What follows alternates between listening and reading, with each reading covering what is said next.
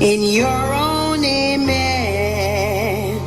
and Adam knew Eve, and Lord, they connected. They knew each other. They knew each other parts of their bodies. God, we thank you for our bodies. We thank you that we are sexual beings. We thank you that we are able to make love to the one that you have given us. Lord, as we explore each other, as we express our love for each other,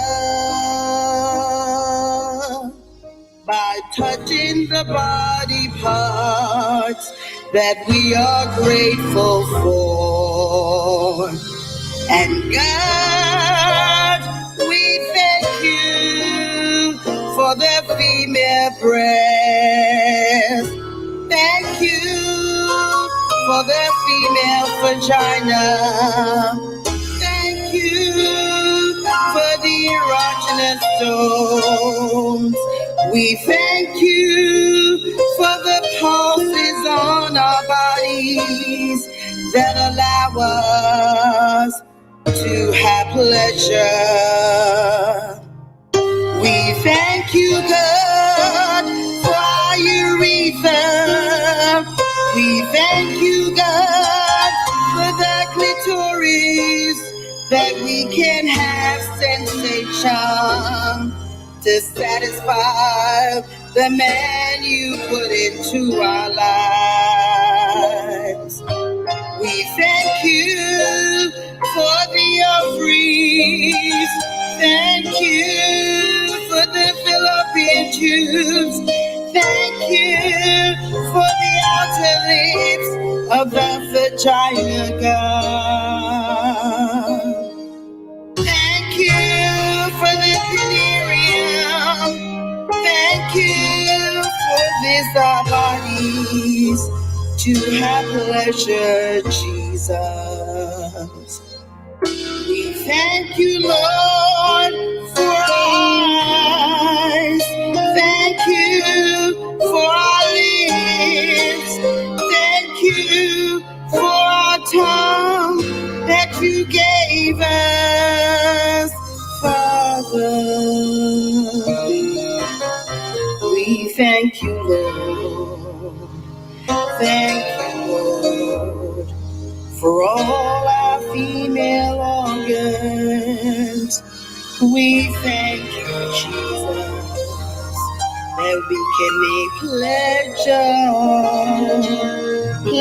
our husbands, pleasure our wives, that you placed into our lives. We thank you for the male organs, God. We thank you for the penis, Father. We thank you, you allow a sensation. Thank you for an erection that he's able to pleasure his wife, Jesus. We thank you for the scrotum. Thank you for the vas deferens. Thank you for the prostate gland.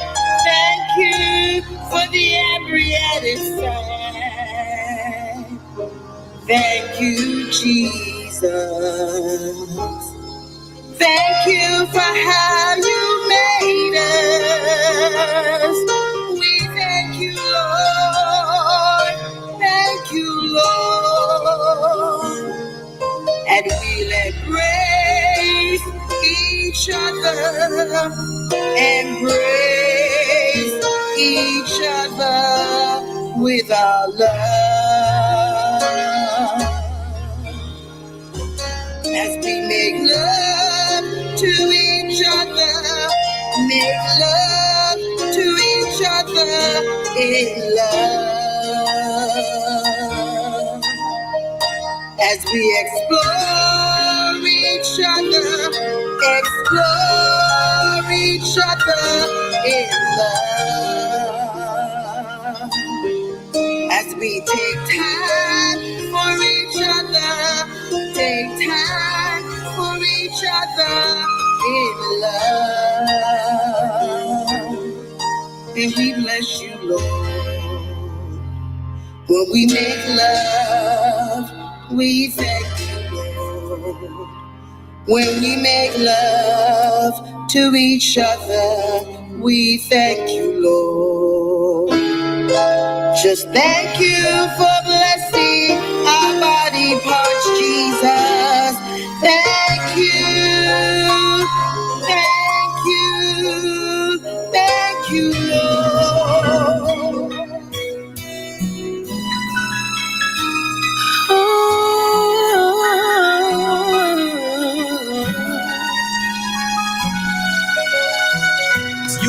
Radio, touching your airwaves like something you've never heard before.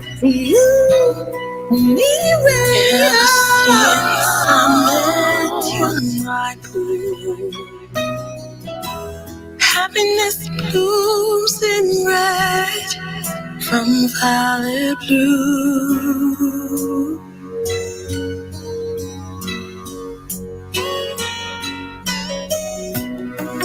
Never felt so loved.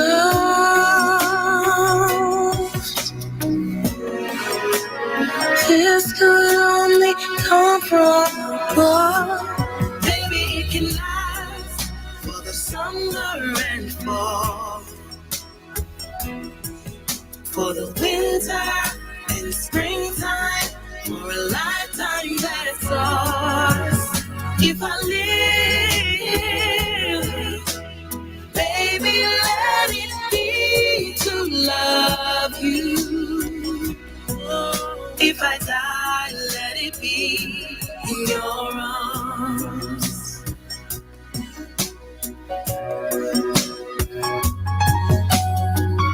You set my soul on fire as you pull me closer and closer. Lover of my dreams is now a reality.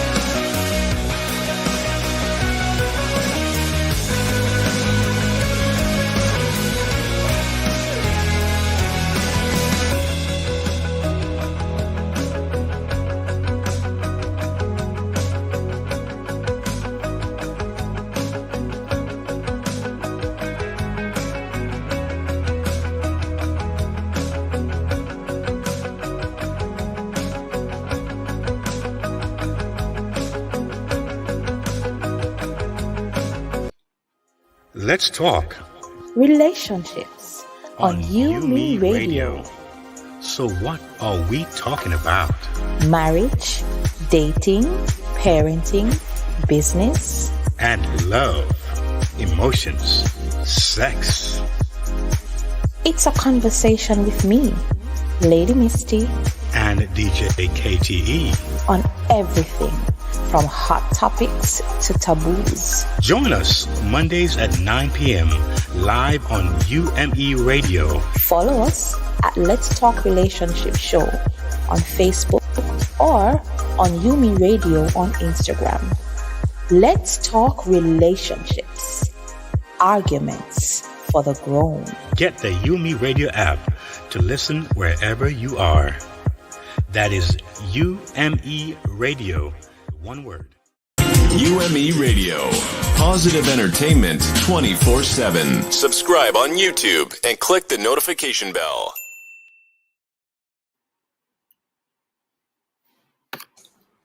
Hey, hello everyone. Hello everyone. We're back here again on Let's Talk Relationship.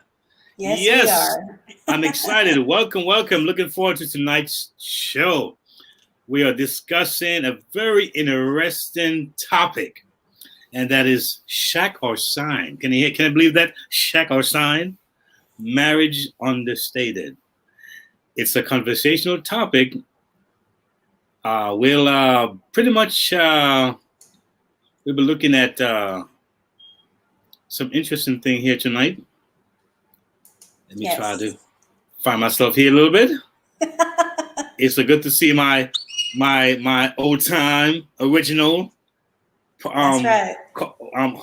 co-host here with we had done something 2 years ago. We started this thing called Finding Happy as a Duo, and a lot of great memories, huh? So It is. we're really happy to have with us tonight an amazing co-host. We truly want to let you know that our co-host is not here, and I'm gonna let my co-host just share with you why she's not here, and also introduce herself, and I'll give her the rest of it as time goes on. Okay. Well, good night, LTR. What is it called? LTR crew?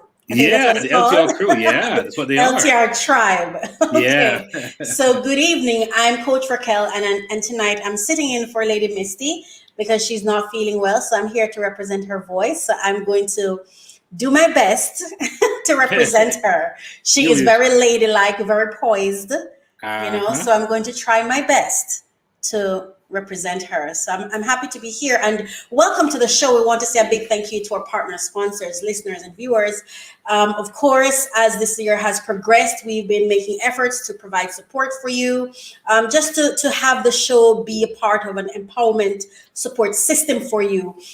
We've learned a lot for sure from all our guests and all the information we've covered, and we sure hope that you have too, based on the transformative conversations that have been had. I, for one, have been I'm a fan of the show, and I've learned so much. I've grown so much, having listened to the show and having been a fan and been following the show.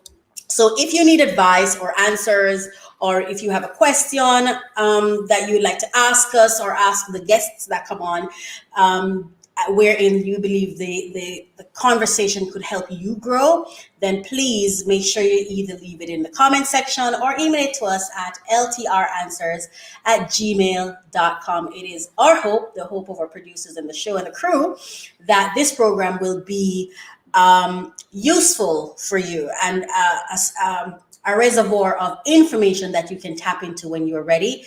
And we hope that it will help you develop and sustain strong, healthy, wonderful relationships. So cheers. I have no cheers to love and happiness, Yes. and all the beauty that lies within.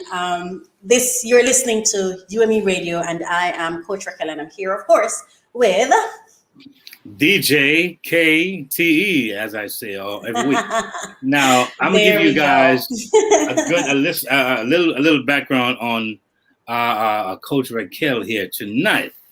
All right, now, and I'm so thankful that she's sitting in for Lady Misty, because who else could I find, right? That'd make it happen tonight, but Coach Raquel. So it's a wonderful thing. So Coach Raquel is a proven strategist. Raquel is a beneficiary of the E. Cornell Bank of America Women's Entrepreneurship at Cornell University, where she completed certification in entrepreneurship. She's also a certified career coach. As a child, Coach Raquel endured the countless challenges of poverty firsthand, which ultimately shaped her into the compassionate, courageous individual she is today. And in overcoming such hardship, she has become adept at helping others avoid these and other pitfalls of career and life to step into their best version possible. Above all, with over 15 years of leadership experience, she is a true advocate of positive change in the 21st century, helping individuals and companies achieve their goals. She is a part of the UMI Radio family. Tune in on Thursdays at 10 a.m., y'all. Check her out on Thursday at 10 a.m. for Finding Happy. And as an inspiration guest on weekends with Marsha J. and Jesse on Saturday at 8:30 Eastern Standard Time. As a matter of fact, I was her guest. A little birdie told me so, huh? I was her guest on her show last week on her series on Black Family Enterprise. And that was deep. I'm telling you, we got to keep that rolling because we Black folks need to wake up and wake up real fast. I know, right? Yes. There's much to learn. So you can find, yes, you can find her for those of you looking, and I hope y'all looking for her. You can find her at www.mycoachministry.com. Yes. Wow, thank you. That was a humbling introduction. I tell you, but it is well deserved. It's what you've done. See, when you put the time in, you know what I'm saying? I know, right? You can put the rhyme in. So, hey, I think that's how it works. That's funny. So, folks, it is May 17th.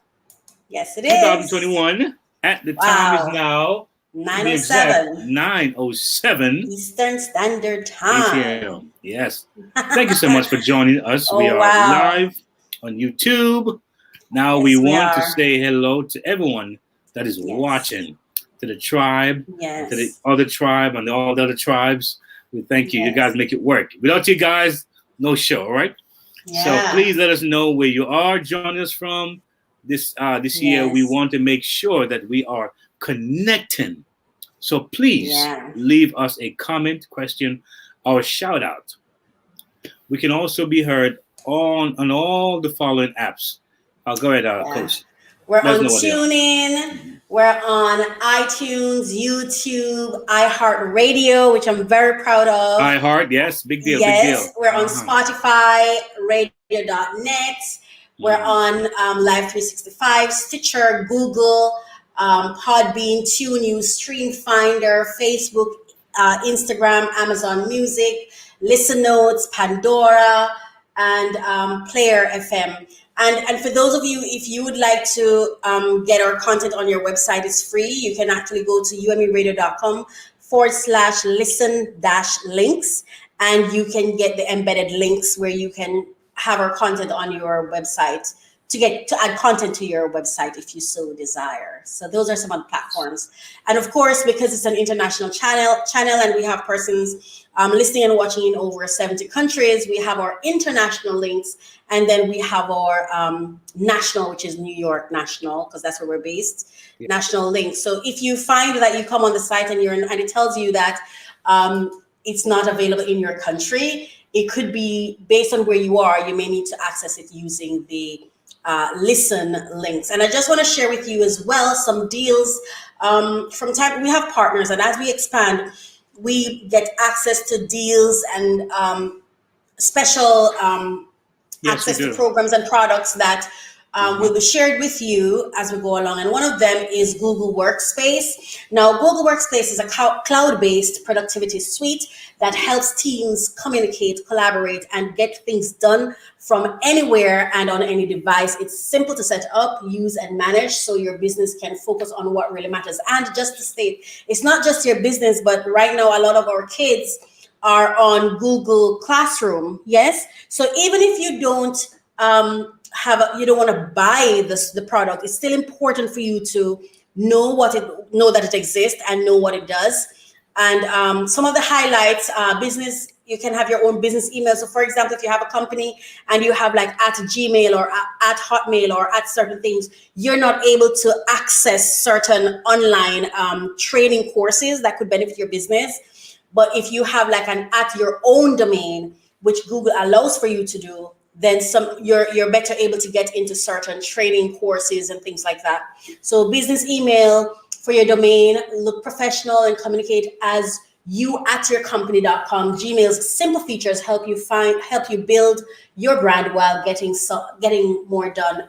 Also, you get access from any location or device. You get enterprise level management tools. That's what I was talking about. Robust admin settings give you total command over users, device security, and more, and access into those training and work webinars and things like that sometimes a lot of times you don't get into if you don't have your own domain. So you can go to our website at umeradio.com/deals, and you can access the links to get the discounts or whatever else that is available there. And our producer will also share with you some special codes that you can use to access. Producer, are you able to pull that up for us? To access it. Well, I guess as we go into the thing, she will do that. But yes, that's what it is, Keith. That's what it great. is. That's great. It's important to understand. I hope I don't make your show business, because my show is about listen, enterprising and entrepreneurship. Yeah. Listen, sometimes we got to twist it up because folks need to know, because they don't all go on Thursday morning or Saturday morning and say, hey, why not just give a little taste here, because they may want to know, they may want to reach out, and we here trying to reach millions, guys. So feel free to take advantage and leverage to what we have here. It's for all folks. It's for really empowered folks. So please don't stay quiet. And there's no saying, a closed mouth don't get fed. So that's a thought. Yes. Okay. There's the code for you. There's a code. Okay. Wonderful. So there we go. So tonight, Keith, we are talking about shack or sign. You guys had this conversation last week. It was very interesting. Yeah. Were there any surprises for you last week as you listened to the conversation? Were you surprised about anything? Surprised. I wouldn't say surprised. I would say I was very intrigued, because I like what I heard, some of what was being said. Yeah. Having a psychologist there with the knowledge and the experience, and someone who was in the trenches, so to speak, and to hear the pastors who have actually have those first-hand experiences share with us so candidly. I thought that was very, very, very good. And we need more of that, more of that in depth, because we sometimes looked at as a church as if we're not any depth. We're all about making noise and shaking tambourines. Hallelujah! And we get deep too. We know stuff. We live a life. We have experiences. So to hear it shared this platform, the way it's been shared, for me, is quite encouraging. Yes. And we definitely can empower lives with these things. Yes. Big shout out to my two ladies. Right. I was just about to say it too. Before I get away with myself. I think we made us drag her on just to keep doing that. Yeah. Popping up. We're gonna drag her right on. Yes. I hope she feels better soon. She lost her voice, so just bear her in your thoughts. Yes. I'm sure. I think she'll be here, and I know she'll be back next week. Yeah, manifesting it. So she'll be back. The conversation was very interesting to me, and it actually inspired me to feature that topic to create a topic around it on my show. No, And so, yes, I did. So, on Finding Happy last episode, we spoke about Black family enterprise, and the first episode we spoke about the role of the man, and I'm going to be going into the role of the woman, the role of the children, the role of the extended family. And the reason I did that was as I listened to the conversation that you all were having last Monday, I kind of had to, because I think that conversation was inspired by a letter, right? I think it was a letter that came in from some guests, correct. from your audiences, Right. listeners, yes. And as I listened to it, I thought to myself, could it be that we treat marriage the way we do because we don't see the enterprise in it? We don't see the economics of it. We don't see the socio-economic of it. And not necessarily because we're not necessarily looking at it. And so it led me to going further to doing my own research. And I just would like to share some information with your audience, if you'll allow me. Sure. Go Okay, ahead. great. So when I have a masterclass course that we do in partnership with Udemy and another co-instructor that I have. He didn't really give me permission to say his name, so I won't. And we started our relationship course because we realized that in our community, and I'm talking about the Black community, there is a deficit when it comes to understanding the value of relationship. Right. True, and I'm not true. saying no other culture has that issue, that they're not my problem. Right. My community is my problem.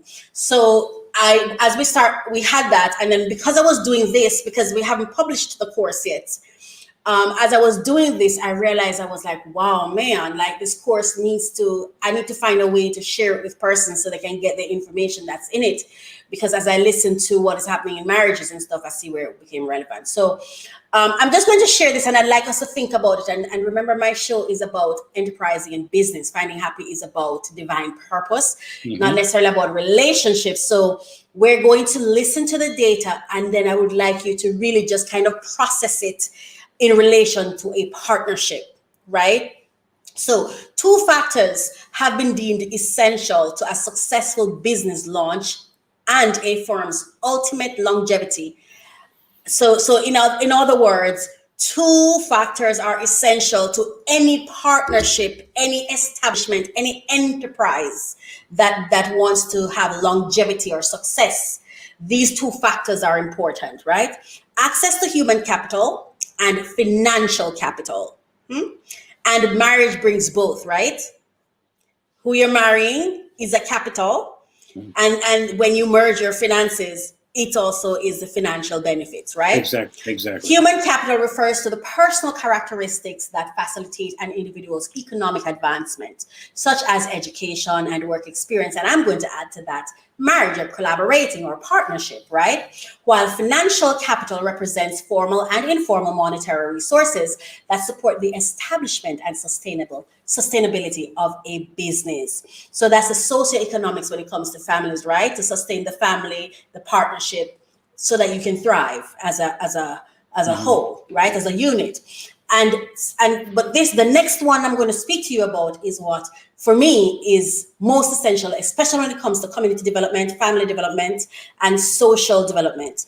Another form of business capital that has been examined as an ancillary resource is that of social capital. I don't know why it's considered ancillary. I think it should be one of the main factors. Okay. Social capital refers to the networks and relationships that individuals form in a given society that aid in effective functioning of or norms of reciprocity. The importance of human capital and the importance of human and financial capital to the entrepreneurial process is undeniable, but social capital is equally crucial to business success. Research has demonstrated that when compared to other minority business owners, Black entrepreneurs are at a social capital disadvantage. And this information came from the Congressional Black Caucus Foundation report, The State of Black Entrepreneurship in America. Why is that important when we're talking about Black family enterprise? Here is why it's important. You will never get a result greater than the quality or quantity of your relationships. And this is an excerpt from our course, right? Never. And secondly, you are the average of the 5 closest people to you or who you spend most of your time with. Now, social capital is so critical because, especially when you're talking about marriage and family and things like that, because the family, they say, is the first institution in the society, right? And it's a social unit, right? So if we're not investing in each other, and not just investing, because I think when I listened to the conversation last week, I think people are investing in these relationships, but I don't know that we're calculating the return on investment of those relationships. Or they investing strategically with the right or are idea. they exactly? You know what I always say, Keith? I always say we go through so much to protect our money, so much. Like we put it in the bank. When we want to buy something, oh my gosh, people have to sell us on it, right? People have to convince us and sometimes trick us because we're that protective of our money. But when it comes to our personal life, our relationships, our minds, our hearts, who we get involved in, we're not that protective. When it comes to our marriage, are we that protective? Are we conscious of who we allow to speak in our marriage? Are we conscious of who we allow to speak in our lives? Are we intentional about our relationships? So those are some of the things that I think about. I mean, I think it sounds quite comprehensive. I mean, that's as I hear you talk about relationships, and you kind of made a correlation with how folks look at money.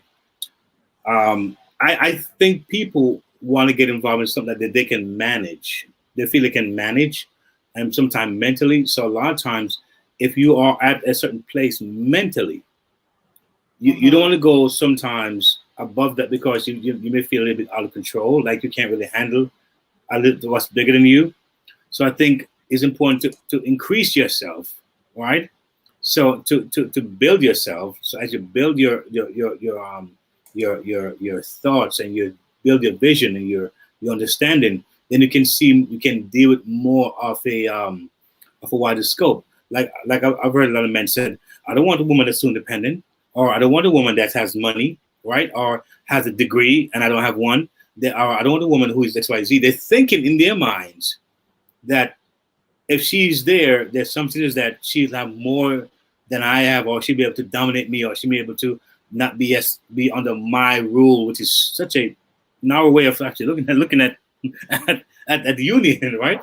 So many times of the insecurity and not knowing who you are, not knowing how to navigate that, you sometimes let those people around you, those 5 closest people, become very, very almost mediocre, because you kind of are that way, Yeah. But Don't you think though? Don't you think when a man thinks that way though, doesn't he impose disenfranchisement on himself?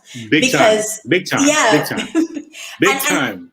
Because you'd like to think, even one of the things I think about, right?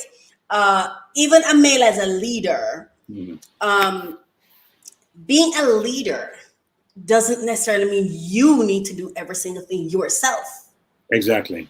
A leader is great at delegating, right? True. And so it's in order to even delegate, you first have to, like you said, you have to know who you are. You have to know where you're going. Like what's the vision for your own life? What is the purpose, the divine purpose that God has appointed you for? Because that should guide who you attach your wagon to, right? It should. And I think what happens sometimes is in marriages, after the sex becomes the norm or familiar, right? After you get used to the sex, because according to what people say, men are first drawn to a woman because of attraction. So after that attraction has worn off, is when we sit back now and we're thinking, oh darn, she doesn't compliment me. The things I can't do, she can't do. Because why would you want to marry someone who can only do what you can do, or who has the same skill that or less than you have? I would want to marry someone who has more than I have in as it relates to the divine purpose, or who has what I don't have. Yes. So it can complement me, so we can do more together. Right. And I think what happens, I remember Jeannie Mai from the Real, she was talking once about when she was going through her divorce, and she said what she realized was that they were growing apart. It's like they were a tree, but they weren't growing together. Wow. They were actually growing. Their branches apart. were separating. Wow. Exactly. And so that led to divorce. Eventually. Wow. So it's important for us to. The reason I wanted to share that about the Black family enterprise is it is important for us. I wanted to bring a little bit of me to the conversation. And I wanted us to understand that a marriage has to be more than just two people together having kids. Because I believe it is two people together having kids that lead to divorces. Yeah. But two people together building an enterprise. How often do you see a partnership in a business go awry? You don't have divorces in business, do you? In business partnerships, you don't have divorces. And even if they end up separating, oftentimes they each leave with some kind of asset, right? Yeah. Right. Some kind of asset. So it's important to, I believe, understand the purpose of a marriage and the value of a marriage. And once you've built that marriage, you need to know what it's worth before you even risk losing it. And I think people are losing marriages because they don't know what their marriage is worth. That social capital that we talk about. We oftentimes don't know what we have until it's lost. Yeah. And if you kind of, if I go back a little bit and look at the 5 closest people, what I think about is that those persons are critical, because remember we are multifaceted human beings, right? So that one person could be an older person with a lot of wisdom. Yeah. They probably can boast about a career. Diversify. They probably can boast about a degree they had at university. But they have a heart of gratitude. They are very in tune with emotion. They're very in tune with the human part of it, that very spiritually connected, divinely connected. They can pray for you. Sometime in the wee hours of the night, they can call your name, and when you least expect, they're boosting you, they're helping you, supporting you, and they're not giving you a dime. All right. And then you have those, on the other hand, who are just like, hey, here's a plan. Here's a strategic plan. Let's go here. Let's do this. Let's build. Yes.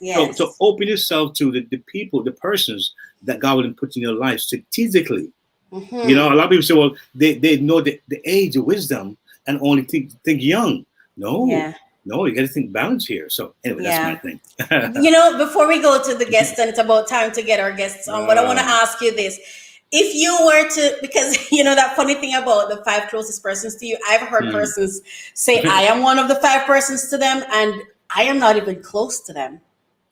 Right? See, there you go. The 5 closest persons is not just about someone you know. Exactly. It's not just about someone who knows you. It's someone who, there's this thing that I have in our course called, I think it's called Learn Your Ideal Customer. And there is I can't remember it. The net investment of we broke it down into I saw that. I did see that. That was nice. Yeah. And we broke it down to dollar value. That was so different. Yeah, so different. To understand, we broke it down to dollar value. I can't remember the name of the formula, right? But we broke it down to dollar value for you to understand. So, for example, let's say one of the closest persons to you is a CEO. What's the cost of their what's the cost of their time per hour, right? And how many hours do they spend with you? Calculate that. And I think the same thing is something that's why my recommendation for anyone who's getting into any partnership, marriage or otherwise, you must sit with a coach, because a coach will help you understand the values you share with each other, the value and your own value and the value of the person, and help you learn how to leverage that. So the time, like sometimes I remember showing up in meetings saying to persons, I'm here to support you, and all they're focused on is money. And I'm thinking to myself in my mind, I haven't issued you an invoice, which means that I could not be speaking about money. But even though I'm sitting here saying, I'm here to support you, how do I support you? Their focus is money, money, money. Money isn't the only value. But I'm going to stop there so we can bring Lady those Misty, guests on. I hope I'm doing you justice. I'm trying very, very hard I think you're doing fantastic. I think you're doing fantastic. Here we go. Not to make your show a business like my own, but I think it's useful information anyway. So so tonight, of course, just to introduce our guests, tonight we have some very special people and persons that we know. But just before we go to those persons, I just want to speak about Lauren Carter for a minute. She's our spotlight for tonight. And Lauren Carter, we've been speaking about her for a couple of months now. So Lauren Carter is the Democrat for Mount Vernon City Council. Yes. She's running for City Council, and I want to appeal to every person of color right now. She needs your support. We just spoke about relationships. I remember hearing a video clip from a Caucasian or white police officer, and he was answering some questions about the whole police situation with with Africans in America.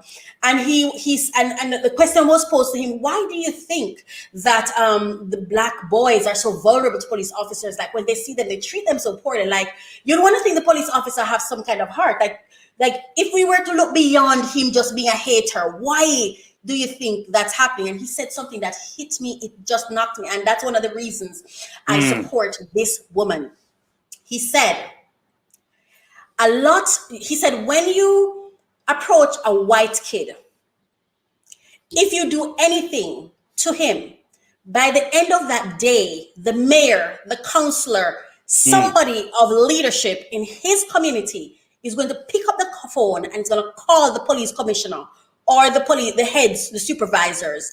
Somebody's going to be held accountable because his parents, that boy's parents, would have takes the time to know the counselor, takes the time to know who's the mayor, takes the time to know who are the political leaders in their community, not just the president, because not everybody can pick up the phone and call the president, but those leaders in your community, right, who influence community level decisions, right? So what he was saying is the white kids have that social capital we're talking about, right? Social capital.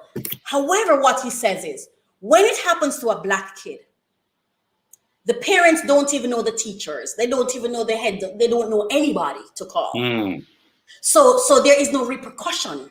You see, we can talk for days, but even God says salvation is a participatory sport, right? God could just say, I send my son to die, you're all saved.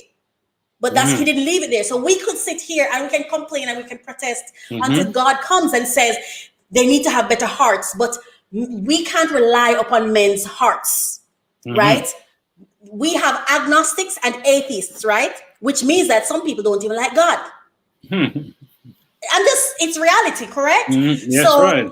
It is important. I don't care where you are. Even if you don't live in America, you need to support her, because what happens in America with Black Americans impact what happens in the Caribbean, in Africa, in Jamaica. It affects all. So we can no longer afford to sit on the sidelines. So what I'm saying to you now, we've been spotlighting her and it's been very intentional. Producer, could you please pull up her information? It's been, we've been supporting her because she needs support, and we need to show up We need to support her. That's we right. need to vote. We need to tell our friends and our families who are over there, vote. We need to donate to her. She needs funding in order to do it. That's the reason we take the time out to do it. Producer, can you please pull up her information?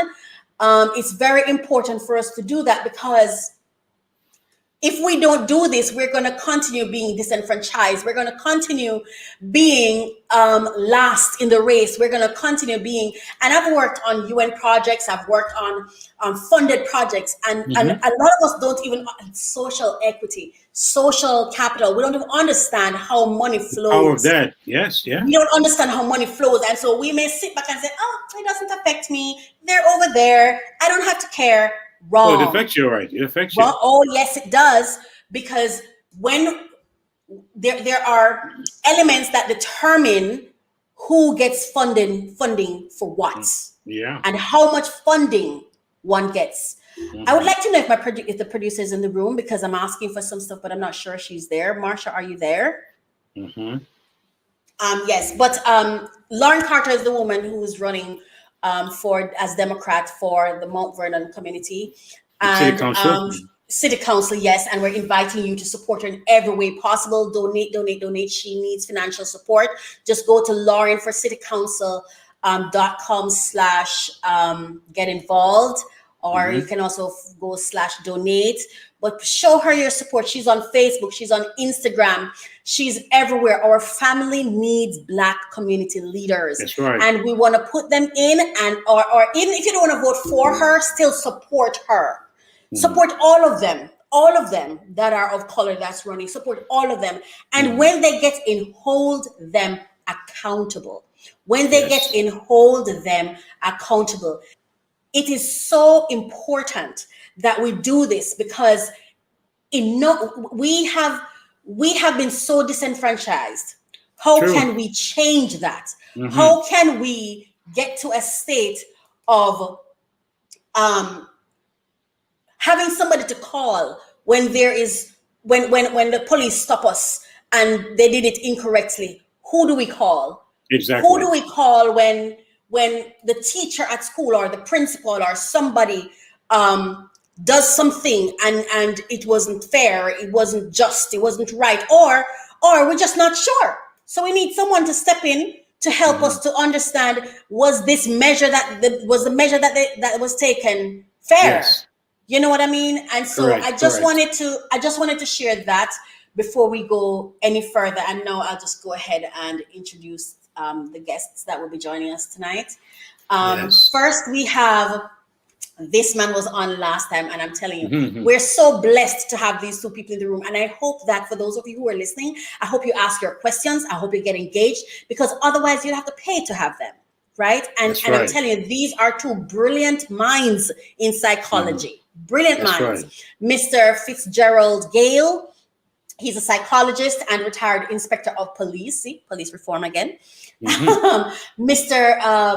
Gale has been married to Carlene for over 27 years. Congratulations. And has two adult children. He is a counseling psychologist, elder, police officer, retired from the JCF after 31 years. Wow. I think he's he's got something to say. Yes. Yeah, he's put time in there. No joke here. He's also participated in Toastmasters, which is an international organization. He conducts private counseling sessions for boys to men, private counseling sessions, boys to men coaching, group counseling, dispute resolution, and public speaking. He is phenomenal. And this lady, she is so inspiring. And every time she comes on and she speaks, she's so relatable. Like she is relational, and her drops of wisdom are so practical. Yes. Practical. Dr. Pernell Bell, she's a clinical psychologist at Northeast Regional Health Authority. Dr. Bell is an online instructor in multicultural counseling and ethics and legal issues in psychology at Alder Graduate School. She also developed the ethics course syllabus and conducted workshops on multicultural perspectives of ADHD. I tell you, the people in the room, it's important. It's important to pay attention, to really get that information in. Don't just listen for entertainment, but listen for the benefit of your social capital. Listen for the benefit of your human capital. Listen for the That's right. benefit of the wealth of information that they will share with us tonight. Welcome, welcome, welcome, Yes. Dr. Gale and Mr. Gale and Dr. Bell. Thank you for being here. Welcome to you both. Welcome to you both. I'm a guest here Thank too. Thank you very much for Wow. having me. Yes. How are you feeling tonight? I am fantastic. Yeah. That's wonderful. Dr. Bell, how are you tonight? A bit tired, been working all day, but we'll Wow. do this for you guys. Awesome. So Thank Mr. you. So Mr. Gale, someone said my head shines, but yours shines more. and Miss Bell, I have no hair. What can I say? But I'm here. And mine is tied. Thank God for stars. We are in variations. Oh, wow. You know, I feel so proud to Diversity be. is a part of life. Yes, I ma'am. know, right? Yes, ma'am. Yes, yes. Indeed, Yes, it indeed, is. indeed. Culturalism in us. Yes. Absolutely. After all. I feel very lucky, very blessed, very fortunate to be a part of this panel because I understand the value of the human capital that's here. Amen. All So right. thank you for being here and for making the time. Time is money. Time is money. So thank you for being here. We're talking about shock or sign is marriage understated. Understated. And that was inspired by Reverend Courtney Morrison when he made the statement last week. So now we're asking the question based on his comment where he said he believes that marriage is understated. So we're asking the question this tonight. Is it? What are your thoughts? Anyone can go. Oh, I am still saying marriage is understated, but it is value plus. I'm saying cohabiting is not the way to go. So my three statements are: persons are to live to their highest standards, and marriage is the highest standard. I'm saying shacking up is generally an economic and cultural dysfunctionality. I'm saying that voluntary marriages, that is when marriages are done for love, they are the ideal. Marriages only make provisions for unconditional love. Shacking up does not. Shacking up is often defended. As you speak about shacking up, a person gets defensive. Nobody was fighting. Why do you have to fight when they start by saying nothing is wrong with it? But marriage is that silent, potent, powerful, godly institution which needs no defense. The truth is often so marriage is not overrated, but since it does not need any proof, it is preceded and accompanied by loud noises. Shocking up is preceded and accompanied by loud noises. Marriage is silent, but it is golden. We have to understand that principles are never negotiated. Principles are never negotiated. And so marriage is that solid institution which speaks for itself at the before and at the end of the discussion. So, Thank you for that. Thank you, Dr. Bell. So, when we think of the institution of marriage, the first marriage was actually performed by God when He actually put Adam and Eve together, setting a fine example of what should obtain when we think of a relationship, when two people should come together. I Right. think of marriage as stability.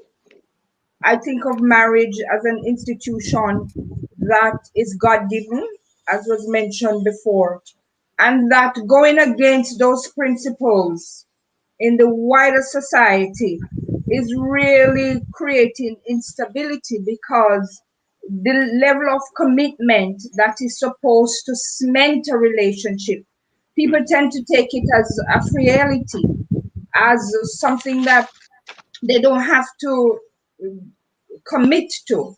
And so the shacking up is a way of outing. When we think marriage, we think permanence. Again, I will restate, a God-given institution. And whatever God has put together, we really should not go against, because He is the personification of wisdom. And so that wisdom is what we should follow. And we are seeing that humans have deviated from those standards. And this is why we have a world that is full of divorce. We have a world that is full of shacking up without that commitment. And so if we follow the blueprint of what God has given us, I think it will work. It's going against those principles. We find that this doesn't pan out as we would want it. But my thing here is that when God decided to marry Adam and Eve, I didn't hear anything about a counseling session or a therapy session. I didn't hear God said, Adam, take 6 weeks, and go to my counseling class, and I'm telling you what to handle the Eve. So how would you address people because getting married is one factor. I mean, okay, I love you, you love me, and we have a distraction, the wire's going, the fire's blazing, hallelujah, and we're gonna make it happen. So now, how do we address folks getting married as a honorable thing, opposed to learn how to manage a marriage or manage themselves to be married in the first place? Because I'm hearing effective marriage. I mean, does it matter if you're just married because you're married, or want to get married with the right kind of mindset or the right kind of, tools? I'm not hearing much of that. I'm hearing just marriage. I think it's because they perhaps were responding to the question that was asked. Yeah. And I'm coming to your question, Keith. If you could just oblige me for a second.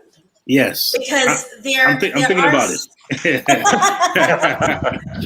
There are some statistics that exist. And I'm just asking, I'm not making any declarations. I'm just here to ask the questions for those who are not here to ask it themselves, right?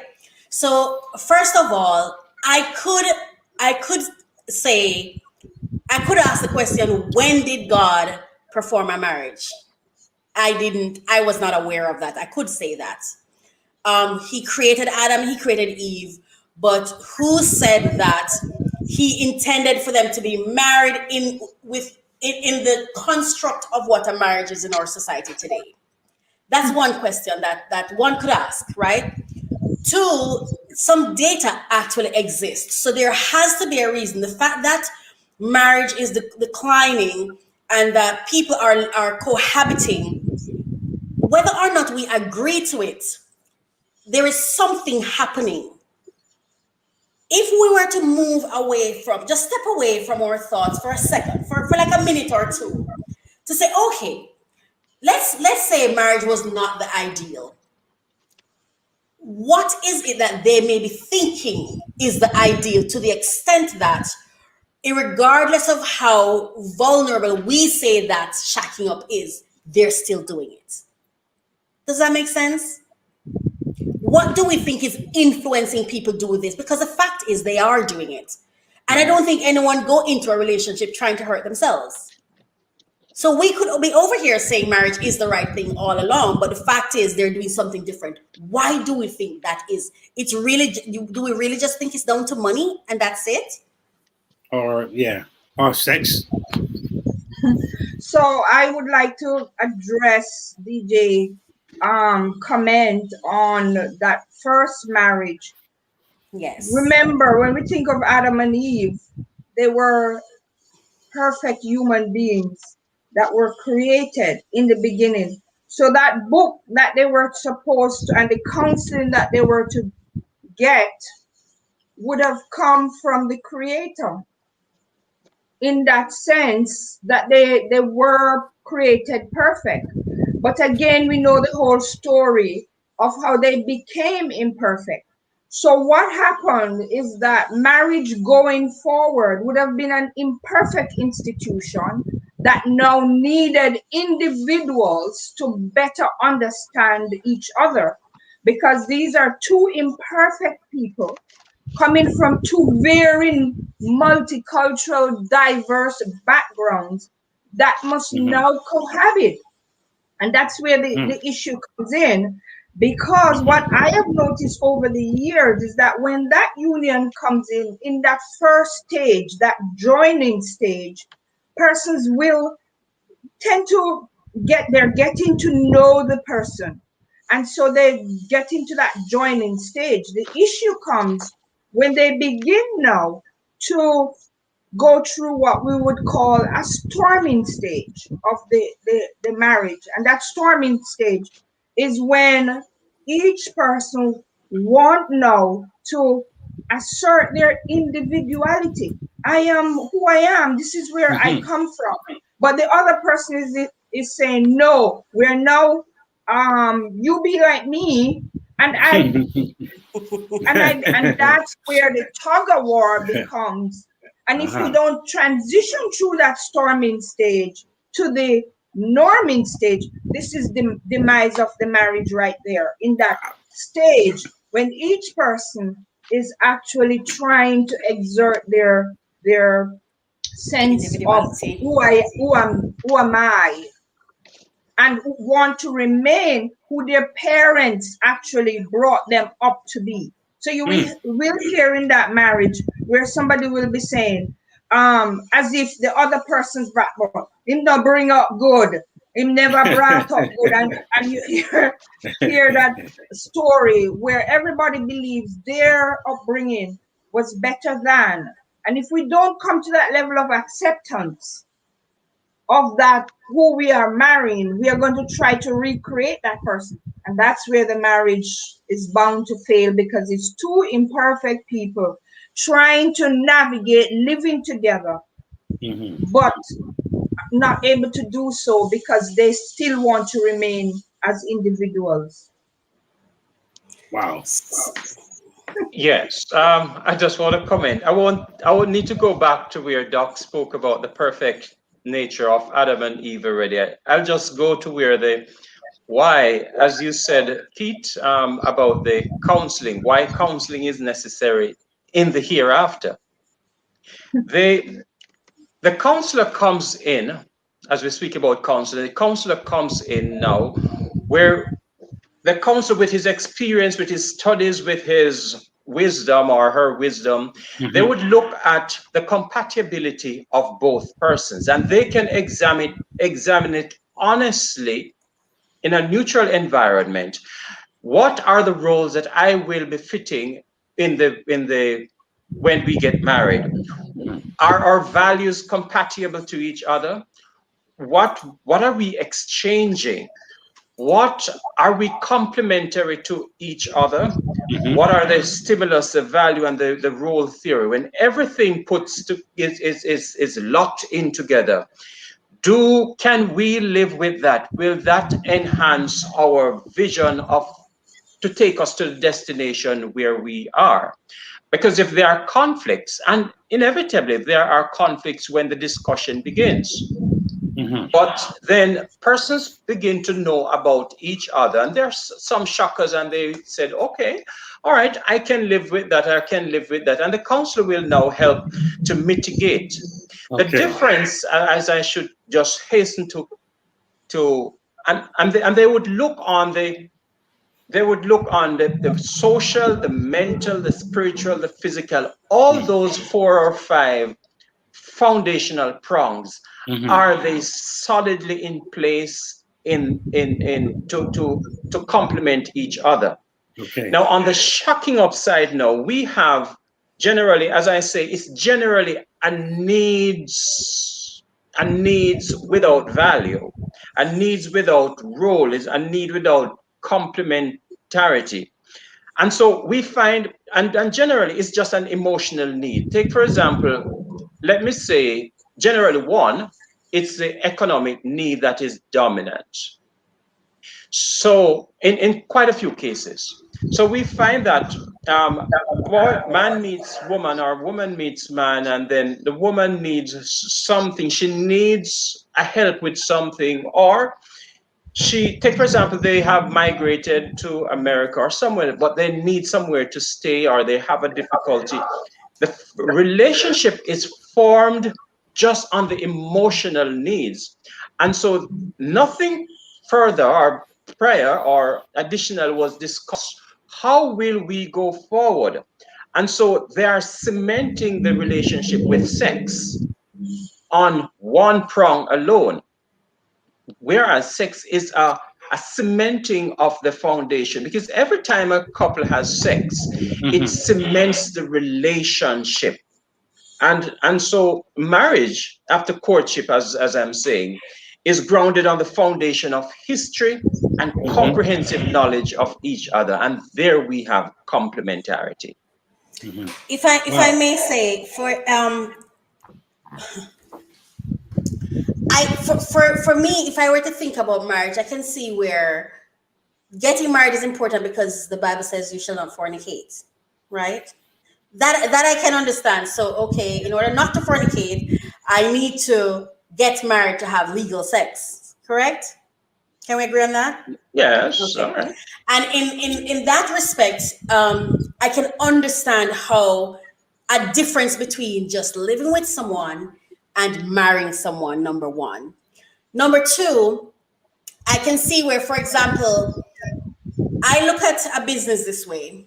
It becomes a person. Once you establish a business, whether it's a partnership or solo, a business is always a partnership because you can't do business by yourself, right? So it's either partnership with your customer or you may have stakeholders, right? And I see it as the introduction of a new person because now you are forced to get a certificate. Just as equal as for the child, you have to get a birth certificate. For the business, you have to get a certificate. And marriage, the same way, you get a certificate. And then there are certain policies that you build around that business. And in the marriage, whether or not you communicated, you're building some policies. And Dr. Bell touched on something that I think was very important, where persons come into the marriage, and though they created something new, they're still thinking, I, me, my. When it's now a union. It's once you, in my understanding, once you get married, let's say Raquel and Keith got married. Oh Lord, I'm mercy on me. That's not gonna happen. No, you got Dr. Gail laughing. See, now you have the lady over here. Let's say that happens, right? Dr. Raquel as an individual, single person, no longer exists. Keith as a single person no longer exists. Based on we biblical, are now biblical, a union, not biblical, just biblical. Well, okay. For those who don't believe in Bible, let's put the Bible, because I think sometimes when we start saying Bible, we lose millennials. So I'm not saying the Bible is not important, but I have to bring those voices to the conversation too, right? So we can have a balanced conversation. So let's say no Bible. Forget the Bible. That's why I connected to business, Forget the Bible. If we don't want to believe God, it's okay too. Remember, we have atheists. There's some people who don't even like him, right? And that's okay. So let's forget the Bible and just look at it from a business perspective. When you come into business, it's no longer just you. It's your customer. It's everything else. It's the same thing with marriage, I see. And I think if we were to help people understand those practicalities, perhaps it could be easier for us to talk to them about the biblical aspects of it. Because I think what happens sometimes is the biblical things fly over the heads of the people who are not even reading the Bible anyway to even truly understand what you're saying. So I think sometimes the connection of reality, of realness. So for example, I asked a question a while ago, but nobody answered it,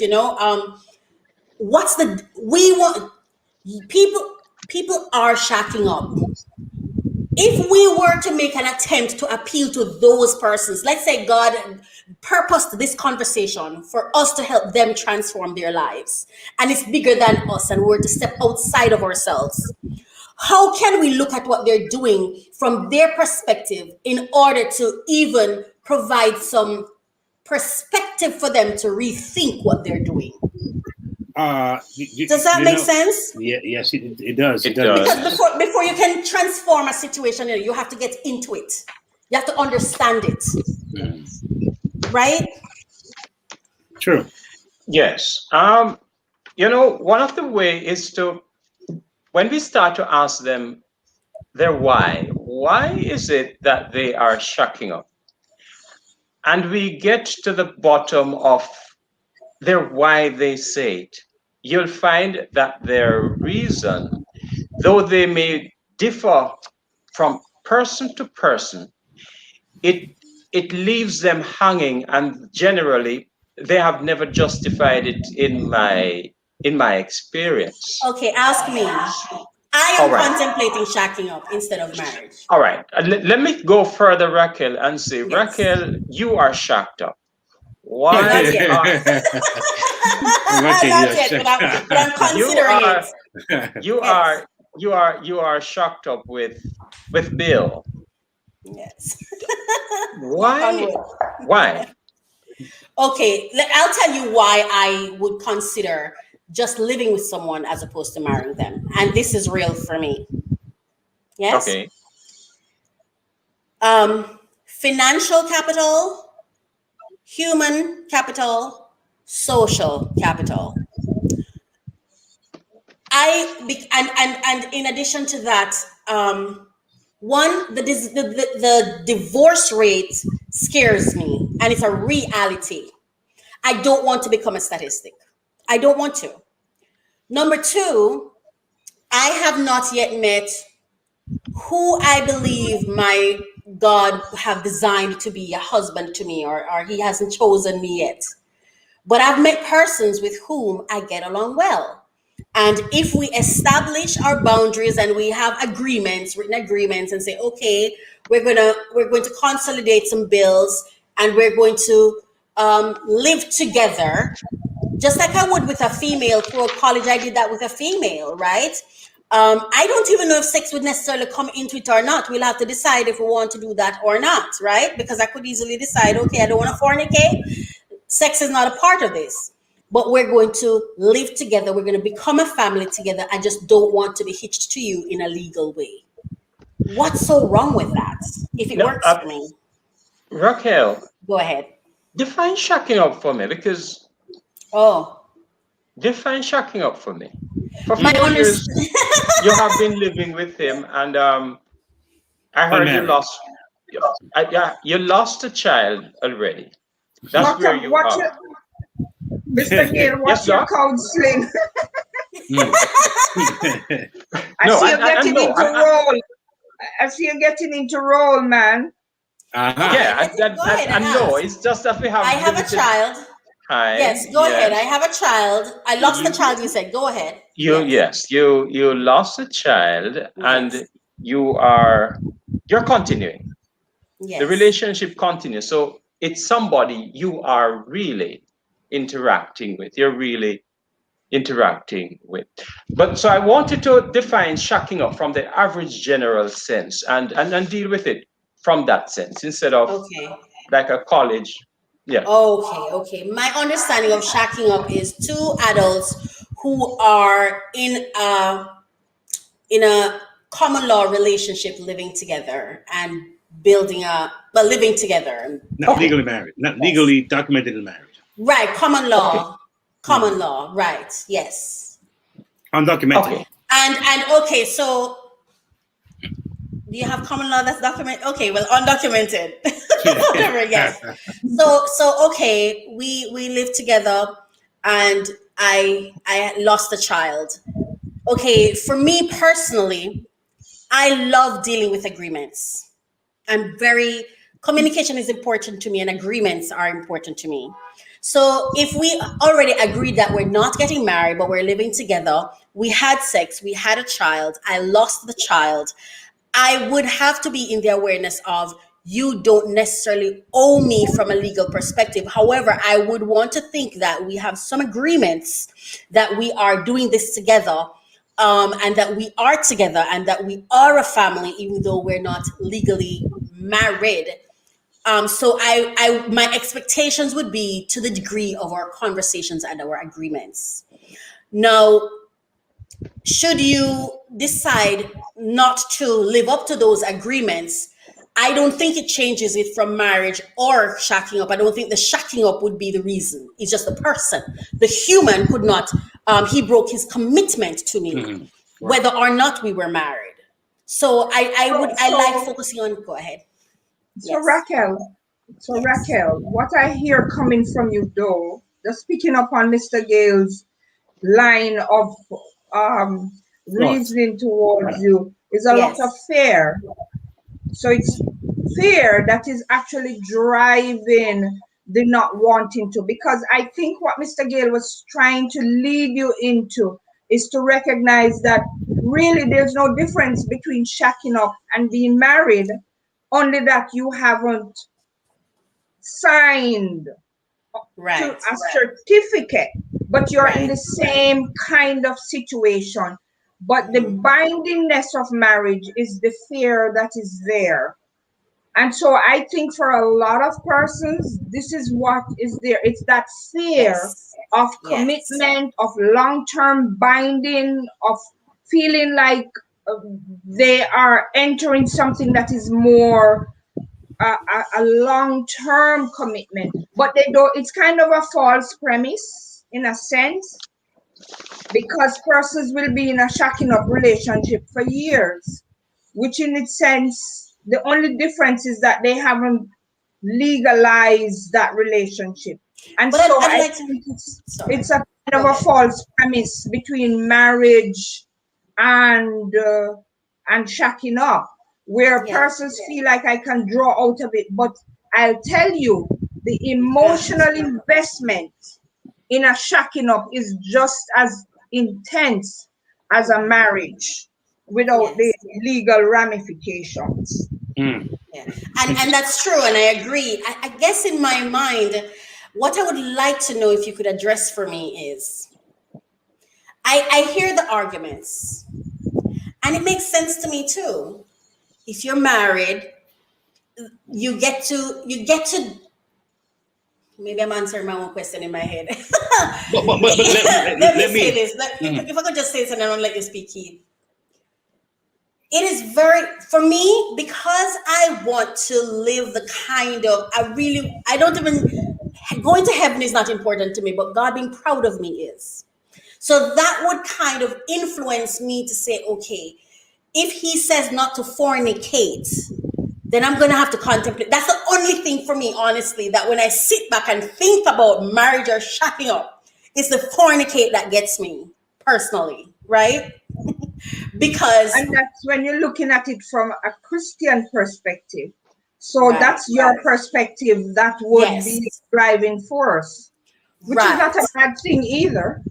Right, but that's the only thing that for me that differentiates between not marrying and marrying, because I think we give things these labels. Honestly, this is called marriage, and this is called this, and this is called that, and I think when I listen to all these constructs that we're creating, and then sometimes when we look at the systems that's being created, they're so imperfect. So if they're so imperfect, what makes it a necessity?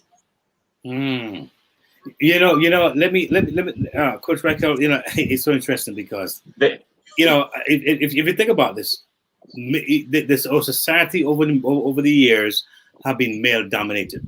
It's of recent years we have women that play more leadership roles in the different areas, aspect of life. However, if you look at the maleness, or the male species, from a very young child, we are very much aware of our sexuality as male. Remember, we are the ones that's dominating this society, right? In terms of the prominence in music or different areas, politics and so forth. So you have the male who was very much aware of his sexuality from very young. From 11, 12, 13, 14, 15. He's quite aware of that sexuality, that drive, right? Now you have the religious part saying, you got to hold that drive. You got to curb it now. Come on now. Be a good boy. You remember, the law don't get you. Come on now. Hold on to it. You're 15, 16, bro. You got to come on, stay with the Lord. You got to pray, and you're 18, 19 now, right? You're experiencing life. You've seen the world, and you hear the music and the TV and the stuff. And brother, you got to just keep praying and fasting, trusting God. He'll deliver you. He'll help you.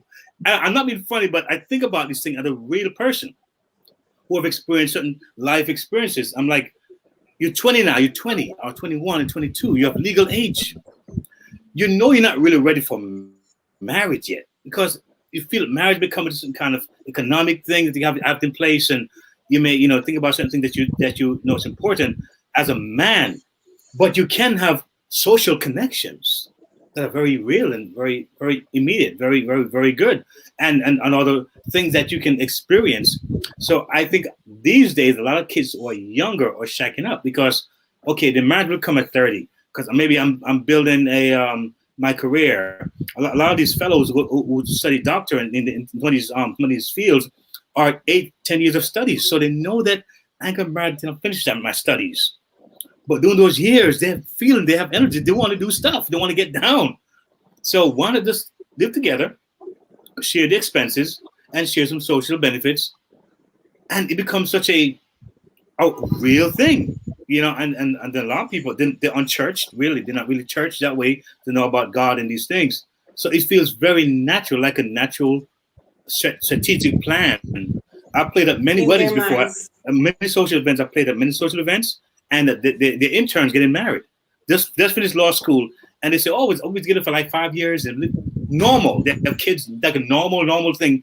And now they're getting married now. They did their money thing is right now. They finished their school, they got a good job. Boom, they get married. But for the last 7 years, they live together. They're shacked up. Very, very. I see very so common. Yeah. Yeah, it's true. It is true. But you know what? As I listen to what you just said, Keith.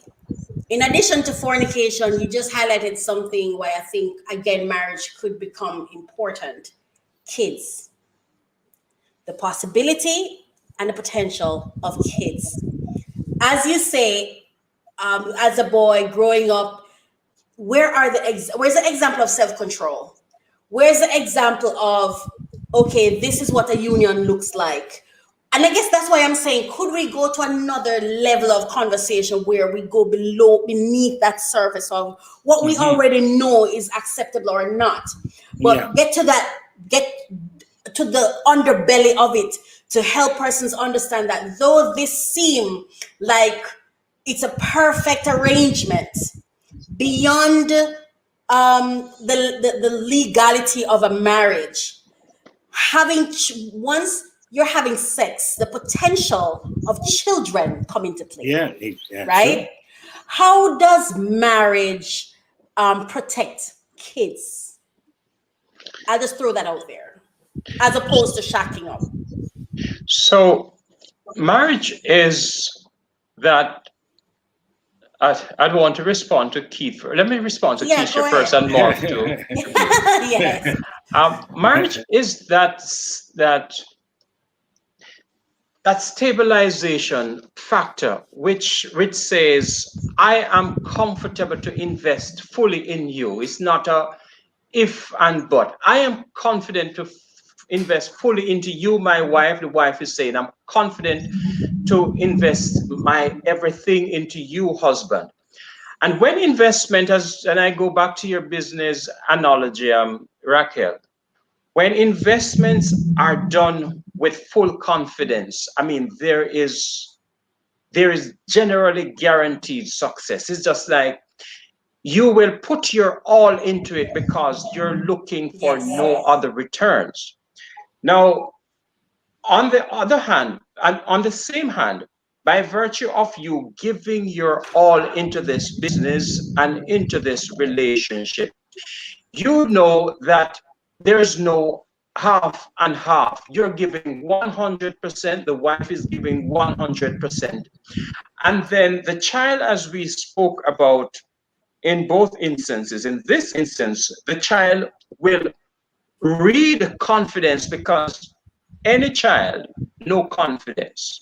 And if you go to a different place, you see somebody who is confident, you just know that, hey, that person, whatever age stage, the person is confident. So confidence, when two persons are together, confidence connects with confidence. They produce a child and feed into a child that is just different, generally very balanced. On the other hand, in a situation where the relationship has uncertainty, a wonder if, and a wonder if, and a wonder if. And as I said before, when you listen to the shocking up story that is just conditionally hitched, I mean, whether it be economic, whether it be a social welfare thing or whatever it is, when it just came together and it happened without the necessary inquiry and confidence, you find that there is a if, and the children generally a great suffer greatly when with these uncertainties. And But I just how about not jumping real quick. How about those who want to get married? They ought to want to, but they only have a date on it. But they want to get married. That's the goal. It's like we get married in 8 years or 5 years. They really have a goal in mind. How about those people? I think what I'm hearing Mr. Gale says, which is very important, is this, right? When you get into business with someone and you're about to invest your money and your time, there's certain T's and dots that you want to put in place. And it's not even so much about the certificate. You see, it's the agreements that you want to come to that provides that security. And if that business is not registered, for the life of the business, you're looking over your head. You're looking to see if the taxman is coming. You're looking to see if it's unstable. What I'm hearing him say is, when you decide to shack up, what you are doing is putting yourself at a deficit. So you may think that you're going to get certain interest or certain financial benefits will come, but the level of, no matter what your level of investment is, you're on the losing end, because just the mere insecurity is such a threat. And I think when you really think about it, it makes perfect sense, because your kids are going to come into this insecurity. And one of the hardest thing to do is, once you're going down this road, right, with a certain understanding, because oftentimes when the marriage hasn't happened and you're continuing, there's an understanding, not necessarily an agreement, right? But there's an understanding, this unwritten thing that you're afraid to talk about because you're not sure. You kind of see what it is, but you don't want it to be it. So that's insecurity. The kids come into that insecurity, and that whole unstable system that you've created is just going to move through them the same way. And the data shows that children living in cohabiting homes do not do as well educationally, socially, or emotionally as children living in intact marriages. So that's what I'm understanding. Keisha, Raquel, let me just jump in here and just provide an example. I'm saying from my exposure is that dysfunctionality always find dysfunctionality. If you go to a strange city and you bring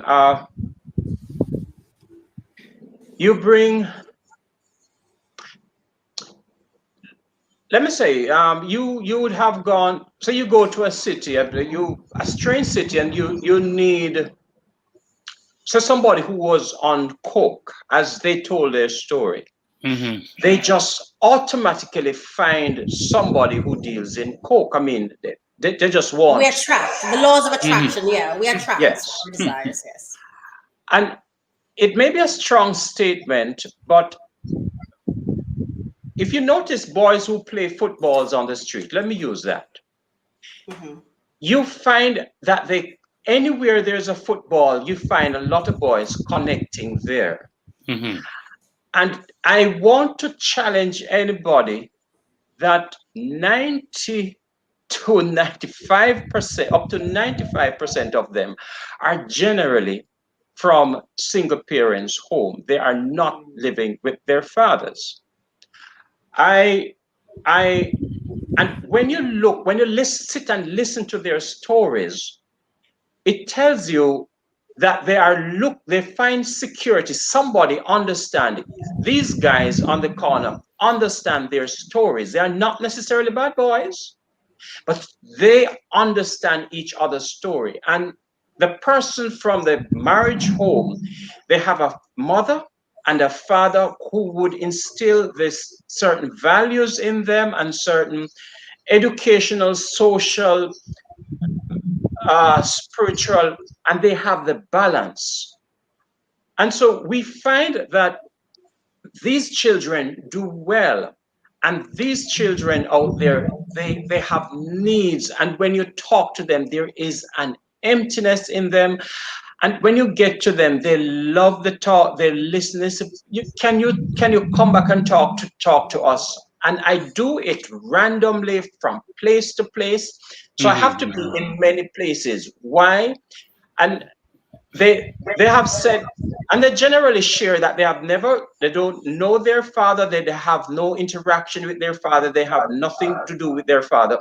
And when you go in the lockups, these generally, predominantly, these guys will tell you one of the greatest pains is that they have never grown with their father.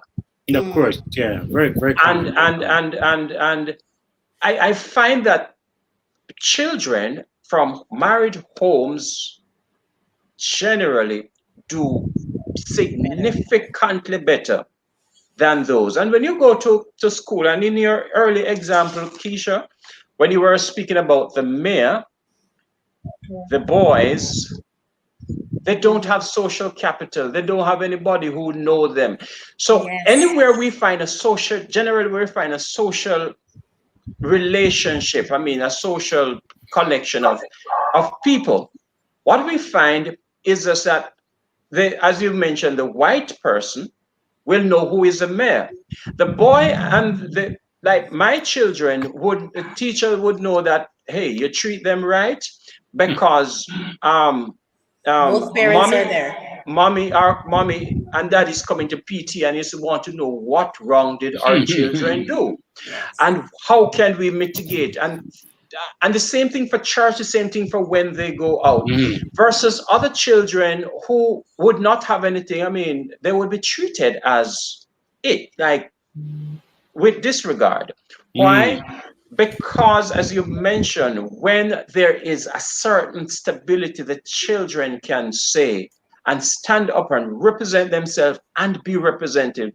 And that is what marriage does in most cases. Let me give you my experience, and maybe Mrs. Can probably address this as well. And it's this powerful. Now, I'm divorced. I've been divorced. I like that, by the way. I liked what you just said. Thank you for that. Yes. I've been divorced for the last number of years. And when I was married, with our kids, we were very much in tune with the schooling, different things, whether it was church or school, whatever it was. Summer camps, we were always there. Doctor visits, anything that was new, developing, we were always there. We're still divorced, but we still work together as if you could tell the difference. You know, there's an issue with our kids. We're both there. Both insurance cards are there. We both, I'll go to school, and then we're like, yeah, he worked in school too. Oh my God, I had pop up. Yeah, I know. I work in the school, so I know. Don't play with my son. I know something about the school system here, so I'm letting you know that I work in the school. So don't give me no mumbo jumbo. And so I'm always there. So I find that the kid sees, it's not just you being married, is what they see the married couple do, because their people are married and they're miserable. The kid's like, oh my God, you all need to leave right now because you drive me crazy. Because when you're together, it's not good, and they can see that. So I think, as Coach Rocker was saying, they see agreement happening. That's why I'm not advocating for shacking up. But if you are shack up with a strategy, why are we together now? We get together for this purpose. We're in law school right now. I'm doing a fellowship program, and in 2 years We're gonna live together. We're gonna go to Disney World. We're gonna have a social life. We won't be sitting around looking at, and we're gonna get married in 5 years. And they actually do it. They stick to their word. They live together. They have fun, and they actually get married. And they're looking. I'm like, amazing agreement. And I've seen people who are saved in the church, and man, I'm not dissing the church. They go to church in the car, and there's no conversations going on. There's no dialogue going on, and they go to church and it was like, what's this? What is this? So I'm not leaning in one way, but I see the perspective of we need to have the agreement and have it shine so the kids can see stability. Yeah, that to me is the key to it.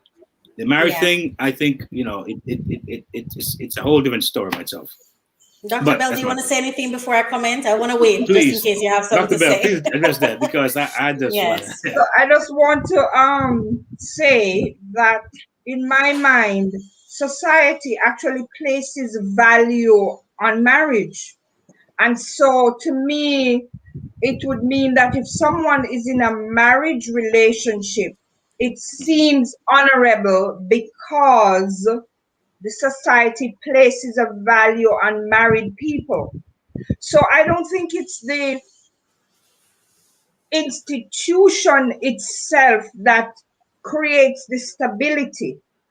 Just like Keith was actually saying, where you could be shacking up and you're shacking up in a stable, healthy relationship, and you could also be in a marriage and it's stable. It could result in the same effects, only that because society places a higher value on you being in a marriage union, it could seem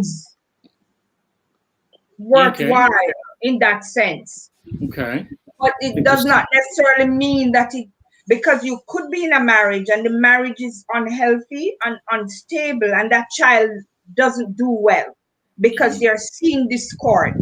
You could be in a shacking up relationship, it's stable, they're seeing a healthy relationship between their parents, and that could create stability for that child. The only difference I'm seeing is because society places a higher value on the fact that your parents are married, but you could be married in a discordant relationship. Yeah. Interesting point. I really like I like that point. I like that point. Yes. I really like that point. And it's important because yeah. nobody picks up something that the rest of the world says they don't want. Right? I loved that point. Yeah, it's solid. Yes. You touched me like you went beneath my surface a while ago. Yes. And I think these are the beneath the surface conversations we need to have because people are having real issues, you know, and they're sitting thinking, but this is my life and this is how it is right now. Keith, as you spoke about, you see, I am an avid watcher of divorce court. Yes, you are. It's one of my resources because I grew up in a broken family. And so I think it's like 3 or 4 years ago, I started studying relationships, which is why I'm doing the course, because I did it for myself, because I needed to learn what is a relationship, what's the value of a relationship, how do I attract the right relationships so that I can be my own hero, because no one was coming to save me from the brokenness of what happened in my life, right? And so this is, I want to talk to the mother or the father or the person who is shacking up, who thinks this is where I'm at right now. You have to think about your kids. You have to, or the potential of your kids. And if you don't have kids, you've got to think of your own potential. You see, I went through a thing with a business partner that I had once where I felt like we made a decision together. And I feel like when we made the decision, it wasn't made right under the business. Yes, it wasn't done properly. And so for a couple of months, I lived in insecurity. It's one of the worst places to be. You don't know if a hurricane is coming. It's like you're constantly on edge and you don't even realize you're on edge. So even to the mother who thinks this is my life and I can't do better, I want you to think of this conversation, because all the fears you're emitting, all the insecurity you're emitting, the child is seeing all of it. Oh, yes. Judge Lintola yes. always says that if you give him everything, men like to, I don't remember the term she put, they like to position you, cook for me, clean for me, wash for me. Even if you plan to shack up for a period to get married, there's still some things you have to consider. There has to be a plan of action that you're going to stick to. Because you see, when the psychological games start happening, you start compromising without even thinking about it. It's when you're deep in it, you're realizing, hold on, I've become the wife that has no ring. I've been here for years. Yes. And one of the comments that the guy said was that when they live together, it makes him lazy. As a married man, he knows that the relationship is going somewhere. Dating ends, the relationship changes, but living together removes the being the best part of the relationship. Right? So even if you plan to shack up for terms before getting married, there are vulnerabilities there. And I want to appeal especially to the women, because we love to take care of, we like to build things. Nurture. And when you build your home on sand, you know what happened, right? It capsizes on you. As a woman, you have to be smart. You have to be clear on what it is you're doing. Very clear. And so for those who may be thinking, yes, the data on marriage you may have more divorces and so on and so forth. And marriage is not the foolproof relationship guide, because it's just as vulnerable as any other. But there's some things here that I just want to share that I feel that a marriage affords one. It affords you. It affords you the ability to not fornicate. And as simple as that may seem, it's important. It's important because, you see, I see God as a practical strategist, You see, when he said don't fornicate, I don't think he just meant, don't have sex out of marriage. He's also saying, when you have sex with someone who has not made a commitment to you, you lose your value. You see, there's value that you're losing. You're losing value, right? You're giving away yourself for what? For nothing. Yes? Your children. Consider your children. If you cannot consider yourself, consider your children. It's going to destabilize and disenfranchise them. Dr. Bell said something that's so important. And I think Mr. Gale said it too. You see, people look at how you're brought up and make judgments. Oh, yeah. Whether they're right or wrong, they do make judgments. It's going to impact the outcome of your child. It will. Yes, it will. Agreements and commitment, so important. And yes. Judge Lintola always said, a woman, was it Judge Lin, or she and Steve Harvey said it, a woman must always know where she's at in a relationship. You see, when someone owes you nothing, you get nothing. You can't hold him accountable to anything. Okay? You can't even go back to him and say, what are we doing here again? He will dance around that topic, right? And then there is potential. When you get together in a relationship that has an agreement, a life of its own, it becomes a union on its own, independent of you, and it's not just about you. It increases your potential. You feel safe to invest. You feel safe to take risks. You feel safe to fall back. Your potential is increased. And the final one I'm learning, and all of this I just got from the conversation, return on investment. Return on investment, right? Outside of a marriage, where is the bag? There is no bag to get. And young people like to talk about getting the bag. There's none, and I'm not just talking money. I'm talking when you are done your years and you look back at it, will you truly be happy? Will you be satisfied with your return on investment? So I got these from the conversation. I never really thought of them before. Yeah. So I thank you for the thoughts that you shared. They were very useful, and thank you for allowing us to take you beneath the surface, because I really thought we needed to go there, because we're everything we're saying was true and relevant. But I think the fact that this continues means that there needs to be deeper conversations for persons to really understand, how is it impacting my life, my wellness, my well-being, my happiness, my joy, my capacity to expand myself.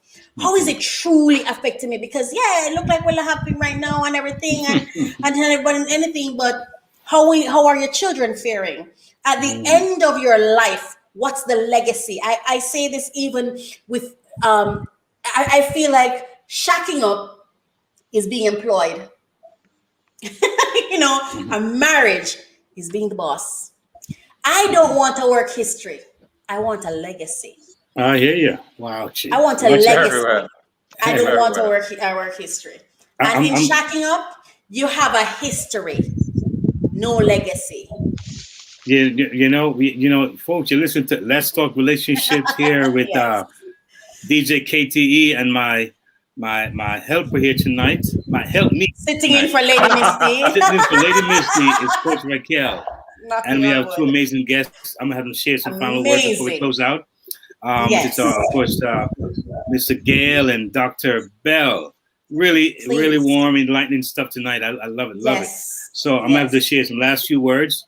And folks, we thank you for listening. Those are YouTube Tribe and those on Yes. Spotify and the radio and all over the world. We thank you for listening on Yes.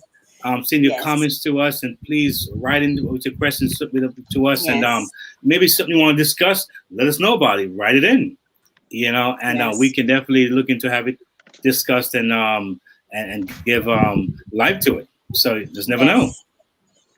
Yes. So Go ahead, your final words, please. Speak to the person who fears marriage and who thinks that it's not worth it. not necessarily that it's not worth it, but I could do without it, even if it's worth it. I could thrive without it. You want to go, Doc? All right. So marriage for me is a very honorable institution that is God given, and that once we follow a course of action that God has outlined for us, I see success, I see stability, I see commitment, I see a long-term relationship, and persons who follow this blueprint usually are successful in their marriage. Shacking up is outside of this blueprint, and so it comes with a lot of its own problems.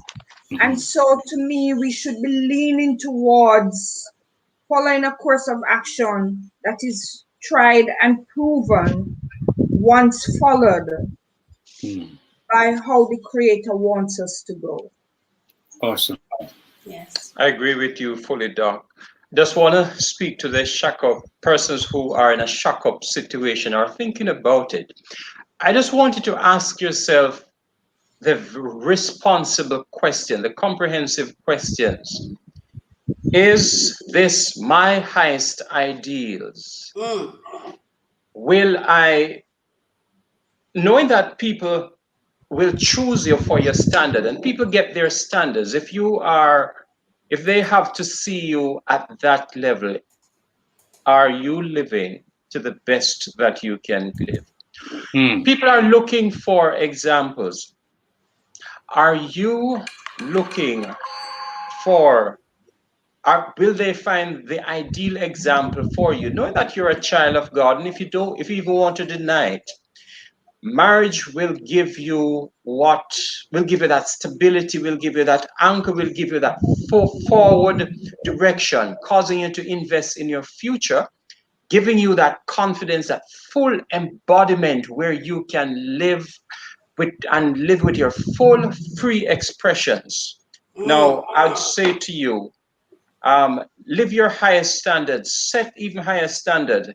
Our world is what it is today because people just settle for less and they get treated that way.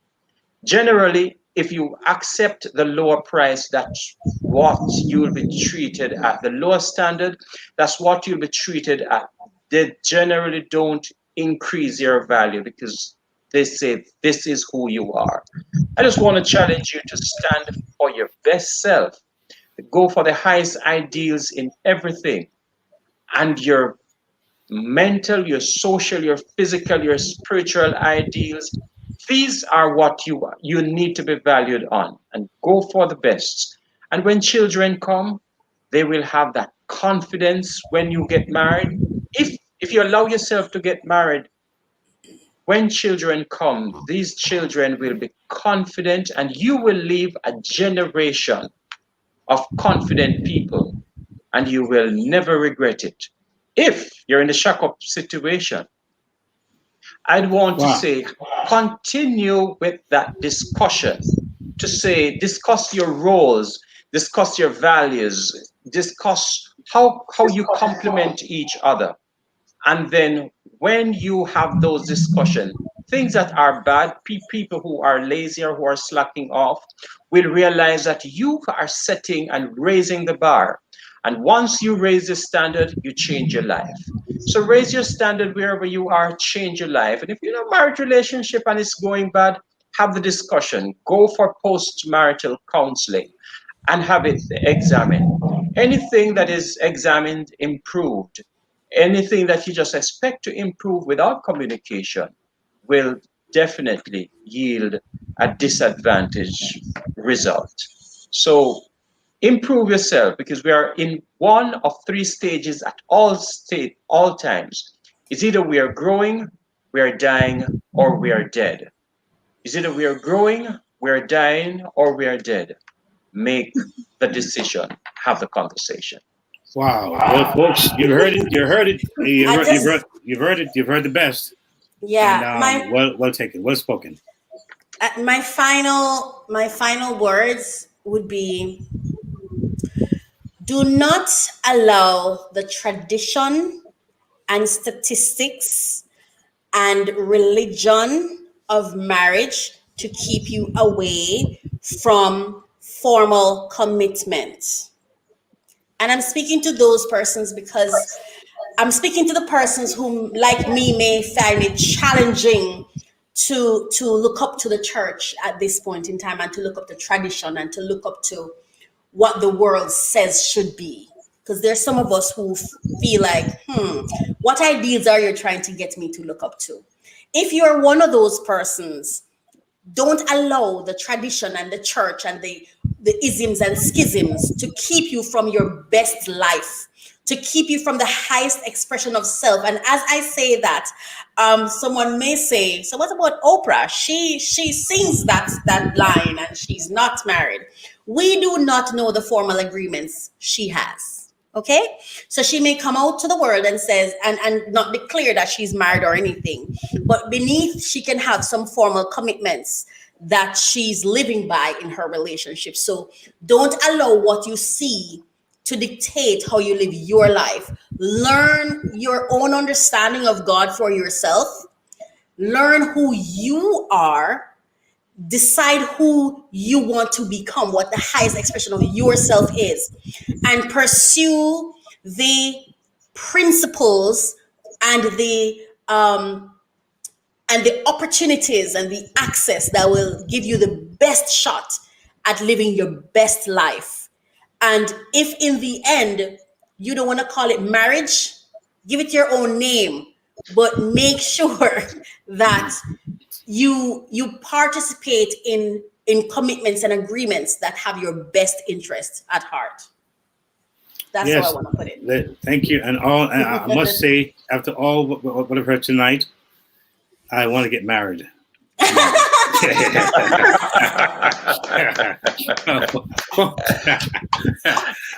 be happier.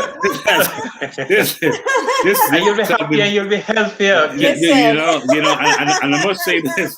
I must say this, marriage does show that somebody actually chose you, Yes. and somebody accepts you and loves you Yes. back. And in the universe, the greatest thing is love.